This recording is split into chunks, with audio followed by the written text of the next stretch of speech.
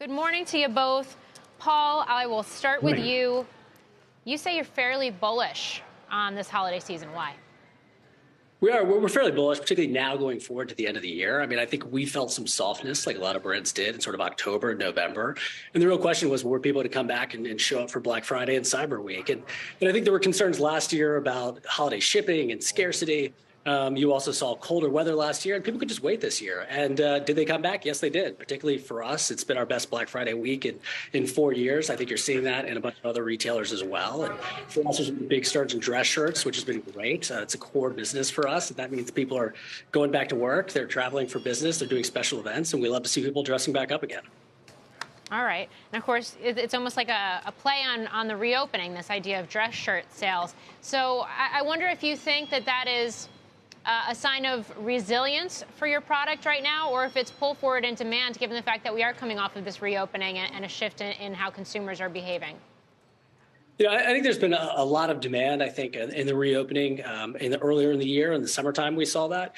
We saw it slow up a little bit. And so I think it's stabling out. But we haven't really seen a drop in demand from, inflation concerns. Most of our customers are finance, law, media. They're going out. They're working again. They're traveling.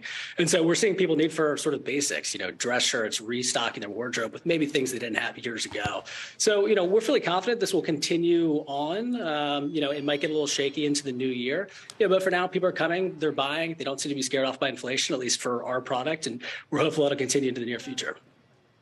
Melissa, your thoughts, knowing some of the data we have from Friday and some of the projections for today? Hey, Carl, yes. Paul mentioned a good point that there is a lot of question about what this will mean for 2023. If the consumer is showing up really strongly, there are some potential warning signs that we should be paying attention to, too. People are looking for value, and so it's not surprising that they're showing up for some of these biggest and best deals over the past weekend and coming into this next week.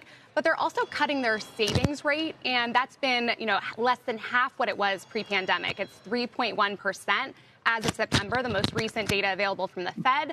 And then people are also using their credit cards and using buy now, pay later, which is kind of the modern spin on layaway. So what does that mean later in the holiday season or going into January when people do have that credit card bill come into their mailbox and maybe think about cutting back? So, Melissa, we've talked about it before, but the name of the game this holiday season, is it really inventory management and who's positioned well in terms of that to draw those down and the translation to discounts or maybe not so deep discounts? Yeah, it's really twofold. It's not just clearing through excess inventory, but it's about the retailers that didn't have inventory troubles to begin with, because Macy's CEO Jeff Gennette talked about how the fact that they had lower levels of inventory and Best Buy was in the same boat means they had some of the fresher merchandise. They could put that more front and center, and they weren't kind of dragged down by having what felt kind of stale and stuff that people already bought during earlier phases of the pandemic.